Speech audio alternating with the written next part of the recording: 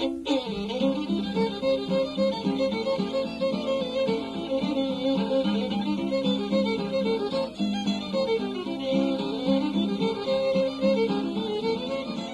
summer, the South Coast will be treated to baseball as it was played in the bustling 19th century.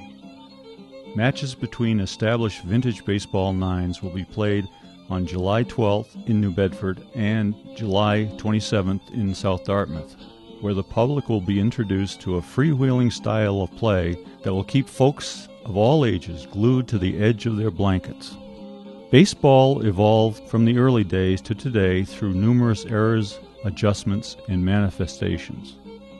Despite Albert Spalding's attempt around the turn of the century to hoodwink the public into believing that baseball was purely an American sport, the 1839 invention of Abner Doubleday in Cooperstown, New York, the game has a much larger history.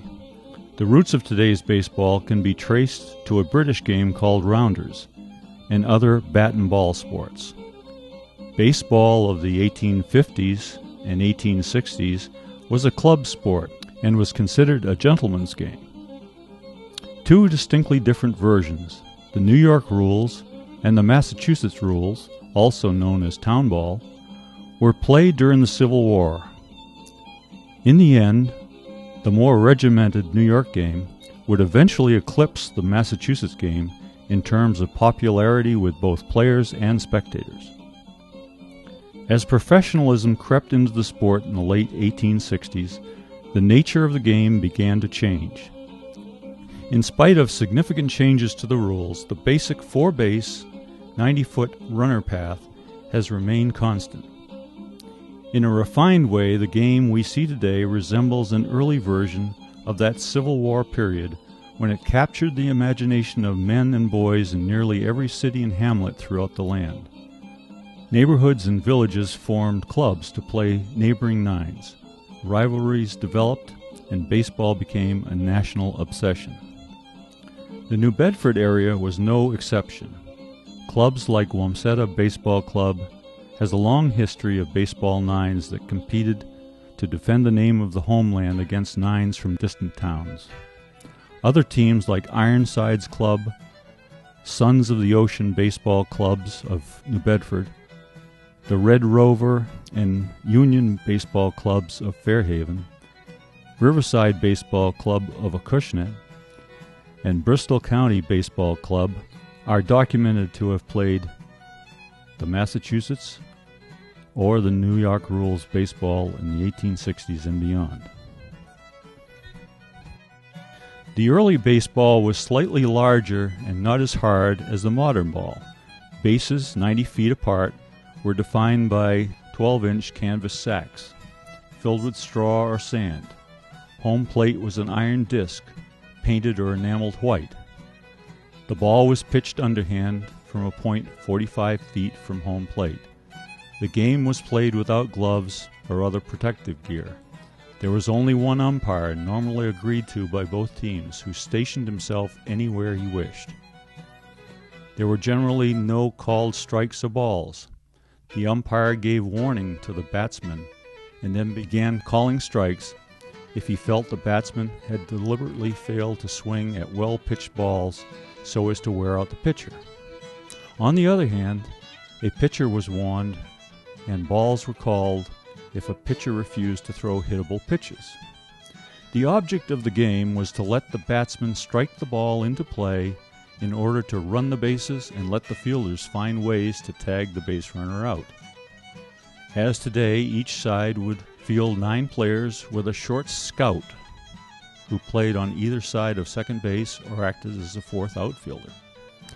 Early rules included balls caught on one bounce counted as outs. Foul balls were not considered strikes. There was not always a designated fence or boundary. Home runs could be made by simply striking the ball far enough to allow the base runner to touch all 4 bases before the ball returned to the inner field. Base runners could not overrun first base. Base tenders usually remained within paces of their base. Stealing bases wasn't generally attempted until after the hurler released the ball. Sliding was considered undignified. A hit batsman was never awarded first base, but deliberately hitting him might bring a fine of a dime. Whether the ball was fair or foul depended on where it struck the ground first, not where it ended up. A ball landing within bounds, then bouncing or rolling out of bounds before it passed first or third base was still a fair ball. In the mid-1880s, overhand pitching was allowed. The ball became the size similar to today's baseball, and pitching distance was increased from 45 to 50 feet. Catching equipment in the late 70s and small gloves in the mid-80s started to make their way into the game as pitching speeds increased and injuries to catchers and fielders became more frequent. Vintage games are played in the same manner and dress of the time, by the rules and gentlemanly conduct of the era. Most vintage games are generally played by 1860 or 1880s rules, giving the players and spectators an entertaining basis for comparison. As in the 19th century, contemporary ballists rely on guts and guile instead of giant gloves, extensive body armor, and juiced balls to play the game they remember as a child. Vintage baseball attempts to be an accurate representation of 19th century baseball as a combination of sport and living history. First played in 1980 by a group of baseball advocates and sportsmen on Long Island in New York, the game has prospered across North America. Today, there are estimated to be over 300 men's and women's vintage baseball teams in existence, as well as one organization that promotes the game, most notably the Vintage Baseball Association. The game educates people as to the origins of our national pastime, as well as showcases the early rules and customs of the sport, which stress honor, sportsmanship, gentlemanly conduct, and community pride.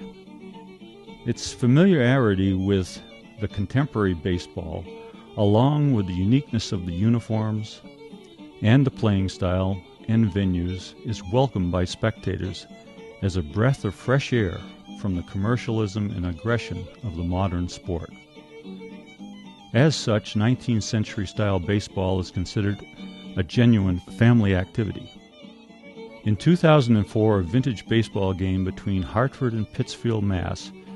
was attended by over 6,000 people and was broadcast live on ESPN. Hartford held vintage baseball tournaments in Bushnell Park that attracted thousands to the city. The teams who will visit Dartmouth, New Bedford area this summer represent a cross-section of the vintage baseball playing community that interacts to demonstrate how baseball was meant to be played.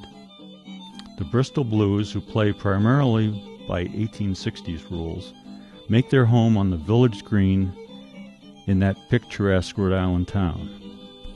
Providence Grays, a throwback to the 1884 World Championship Club, play throughout the region as well as large regional tournaments. Though their emphasis tends to be 1884 rules, they are equally competitive in earlier and later versions of the game. The Brooklyn Atlantics, a barnstorming Long Island-based team, can be found on any given weekend playing whatever game fits their fancy. Their exhilarating style of no-holes-barred baseball proves to one and all that this game is in no way a staged reenactment. The vintage baseball field is little different in size than the modern-day hardball field. The exception is there is no pitching mound, and the field is generally devoid of fences, dugouts, and other features. Instead, there may be a pitching line 45 feet from home plate for the early game, or a 4-foot by 6-foot pitching box that is 50 feet from home for the 1880 style game. The infield is typically all grass with the exception of naturally worn base paths. A wooden wire fence or a pile of hay bales may act as a backstop behind home plate. The outfield may be defined by trees or other natural objects. As the game evolved into a professional sport in the 1860s, a wood fence became a necessity to control crowds and to charge admission. And no dugouts, bleachers, and other conveniences invade the pristine nature of the game. Today's vintage baseball community prefers to play their game on open fields far from the structure of contemporary norms. "Striker hold the line," calls the umpire, and the ballists take the field.